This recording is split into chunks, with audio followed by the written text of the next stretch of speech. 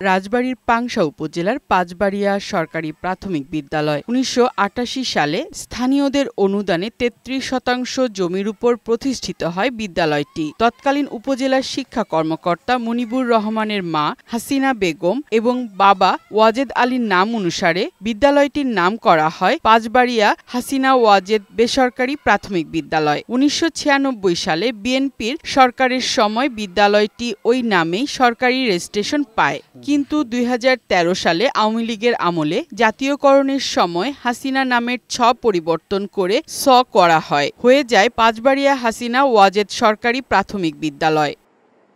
২০২৪ সালে ৫ আগস্ট ক্ষমতার পট পরিবর্তনের পর গেল ফেব্রুয়ারিতে আবার পাল্টে যায় বিদ্যালয়ের নাম, হয় পাঁচবাড়িয়া সরকারি প্রাথমিক বিদ্যালয়। বারবার নাম পরিবর্তনের ধাক্কায় রাজবাড়ী পাংশার পাঁচবাড়িয়া সরকারি প্রাথমিক বিদ্যালয়ের ইতিহাস হারিয়ে যাচ্ছে বলে অভিযোগ স্থানীয়দের। শিক্ষা কর্মকর্তা মনিবুর রহমান সাহেবের মায়ের নামেই এই প্রতিষ্ঠানটা আমরা করি, এটা শেখ পরিবারের কোনো নাম নয়। গ্যাজেট বইতে আমাদের নাম চলে আসলে হয়াকার দন্তেশ্বরী দন্তনয়াকার, এই জায়গায় আমাদের একটু সমস্যা বলে চিন্তিত হলাম। বিদ্যালয়ের শিক্ষক, শিক্ষার্থী এবং অভিভাবকরা বলছেন বারবার নাম পরিবর্তনের ফলে শুধু প্রশাসনিক বিড়ম্বনা নয়, মানসিকভাবে ক্ষতিগ্রস্ত হচ্ছেন তারা।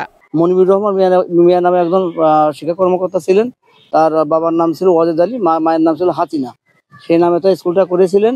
আমরা চাই যে আগে যে নামটা ছিল সেটাই যেন ফিরে আসে। আগের নাম ফিরে পেতে এরই মধ্যে আবেদন করেছেন হাসিনা ওয়াজেদের ছেলে সাবেক জেলা শিক্ষা কর্মকর্তা মুনিবুর রহমান।